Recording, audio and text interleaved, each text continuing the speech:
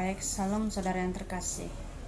Dalam nama Tuhan Yesus Kristus, terkhusus untuk Pulau Nias, di mana saya beberapa hari atau beberapa bulan yang lalu kita telah mendengarkan bagaimana Pulau Nias terdengar tentang isu-isu yang begitu tidak mengenakan.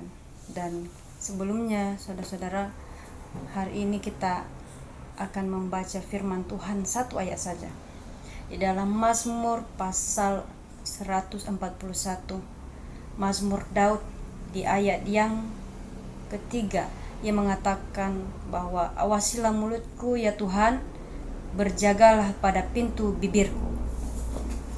Saudara yang terkasih, yang saya kasihi di Pulau Nias, di mana hari-hari ini atau berita yang lagi viral yang kita dengarkan tentang Kodrat Sinaga yang mengatakan tentang bahwa perempuan Nias kalau sudah menikah dan malam pertama tidur bareng dengan bapak mertuanya. Saya mau katakan saudara bahwa saya suka sekali dengan belajar dengan sejarah Pulau Nias. Dulu yang saya pelajari tidak seperti apa yang dikatakan oleh Sinaga, Kodrat Sinaga ini. Kenapa saya mengatakan hal itu? Waktu saya kecil saya sering sekali pergi bareng dengan orang tua mengikuti acara pernikahan-pernikahan yang ada, dan juga baik dengan saudara yang menikah dan mengambil seorang gadis dan dibawa ke rumah mereka, dan saya ikut bareng-bareng dengan orang tua dan bahkan masuk di dalam kamar pengantin. Yang perlu kita ketahui bahwa dasar dari seorang Sinaga ini mengatakan hal demikian dikarenakan tentang berita asal mulanya perempuan yang margagea yang telah dianiaya oleh preman yang beberapa bulan yang lalu, di mana kasus tersebut saling melaporkan dan alhasil diberatkan bahwa laki-laki tersebut sangat memalukan memukul seorang wanita, dan itu memang dikejam oleh banyak orang, bukan hanya orang Nias, bahkan orang-orang di luar Pulau Nias juga mengecam hal yang semacam itu. Dan saya mengikuti tren dari Nias. Saya suka sekali melihat perkembangan di Pulau Nias, yang dimana di zaman Yasona Lawli, waktu dia sudah menjadi menteri HAM, dan kita melihat bahwa ada perkembangan di Pulau Nias. Dan seterusnya, setelah saya sudah di kelas 2 SMA, saya mendengarkan isu-isu yang banyak sekali menghina tentang orang-orang Nias, pemuda Nias. Dan penghinaan itu berasal dari yang kita ketahui sekarang ini. Dan salah satunya yang lagi viral yaitu dari Kodrat Sinaga yang lagi viral. Saya tidak akan menyebut nama daerah, tetapi ini adalah berkaitan tentang oknum. Jadi jangan menyebut nama daerah atau sukunya, karena itu sangat berbahaya. Setiap suku itu memiliki hukum adat masing-masing. Jadi tidak perlu untuk menyebutkan nama daripada suku orang tersebut atau oknum tersebut. Di sini saya melihat bahwa si naga ini ada beberapa orang yang ia sebut. Ada Ibu Gea, ada juga Yama Lauli, dan ada Nasution, juga Hodi Batubara. Dan ia juga mengaitkan tentang presiden, jangan melaporkan kepada presiden tentang kasus yang dilakukan oleh preman tersebut. Saya mau katakan bahwa mulutmu adalah harimaumu. Jadi itu adalah akibat yang daripada yang kamu lontarkan sebagai kodrasi naga. Orang Nias mengecam hal yang kamu lakukan, sebab kamu menyinggung tentang bagaimana perempuan Nias setelah menikah tidur bareng dengan mertuanya, dan ini akan menjadi suatu kasus kamu akan dicari oleh pemuda Nias dan orang-orang Nias. Saya mengatakan bahwa isu-isu yang kamu katakan bahwa perempuan itu tidur dengan mertuanya, itu sebenarnya bukan daripada kesalahan daripada suku Nias. Ingat, itu adalah oknum, di mana perempuan tersebut di tahun 2000 kasusnya, dan suaminya telah meninggal, dan memberikan peluang kepada mertuanya untuk melakukan perbuatan yang tidak baik yang kamu sebutkan tersebut. Dan itu sudah viral tahun 2017, dan itu tidak berkaitan dengan setelah menikah, ada Nias setelah menikah dan tidur dengan orang tua atau mertuanya. Tidak, saya adalah saksi di acara-acara pernikahan di Nias. Banyak saya ikut. Dari saya kecil, saya bareng-bareng dengan orang tua, dan ketika terjadinya proses pernikahan, dari mulai pemezi aramba, mulai dari pertunangan, mulai dari acara, setelah acara tersebut di rumah perempuan, dan perempuan tersebut dibawa di rumah laki-laki, dan setelah dibawa di rumah laki-laki, maka perempuan itu tidak langsung tidur dengan suaminya, tidak, tetapi dia diberikan tempat di suatu ruangan, dan dia dijaga oleh perempuan saudara daripada laki-laki.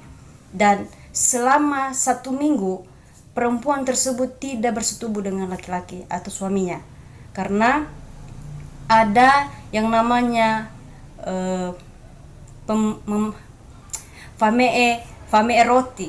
Nah, itu ada perkunjung, artinya maksudnya ada perkunjungan daripada keluarga pengantin perempuan. Nah, seminggu sesudah pesta pernikahan di rumah perempuan, kemudian orang tua keluarga perempuan berkunjung kembali ke rumah laki-laki, melihat anak gadisnya, bagaimana keadaannya, apakah diperbuat baik oleh pihak laki-laki atau sebaliknya. Itu tidak sembarang. Lalu setelah itu baru dapat bersatu satu kamar dengan suaminya. Tidak sembarang. Saya mengatakan bahwa saya saksi. Kenapa? Karena setiap pernikahan yang berkaitan dengan keluarga kami, dan saya ikut, dan saya bahkan masuk di dalam kamar perempuan, dalam kamar pengantin, menjaga pengantin. Dan ingat bahwa perkataan yang kamu katakan itu sangat menyakiti hati orang-orang Nias, terutama para perempuan Pulau Nias. Secara pribadi, pertanyaan dan lontaran perkataan yang kamu katakan itu sangat menyakiti hati kami perempuan-perempuan Nias, dan terutama juga mencemarkan nama baik Pulau Nias. Dan yang kedua, ada tadi yang kamu katakan tentang tari perang. Nah, saya mau katakan kamu tidak tahu apa arti dari tari perang tersebut. tari perang tersebut itu merupakan tarian yang ditunjukkan atau dipentaskan tiap atau yang dilestarikan oleh bangsa Nias, di mana setiap ada tamu atau pariwisata, orang-orang yang berkunjung atau tamu besar, akan ditampilkan tari tersebut, yaitu untuk menerima tamu yang datang. Dan itu kamu tidak mengerti. Dan saya mau katakan bahwa kamu juga memberikan suatu perkataan yang sangat-sangat menghina tentang seni tari daripada Pulau Nias. Dan ingat saja bahwa mulutmu adalah harimaumu. Dan ingat bahwa juga ketika berani mengambil satu perkataan, keputusan, maka wajib harus bertanggung jawab. Demikian.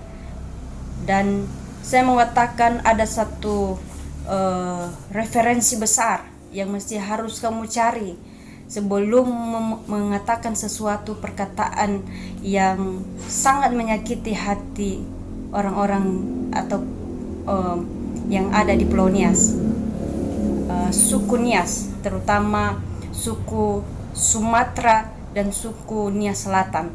Sebab yang memiliki atau yang melestarikan tari perang ini merupakan Sumatera Utara dan Sumatera Selatan.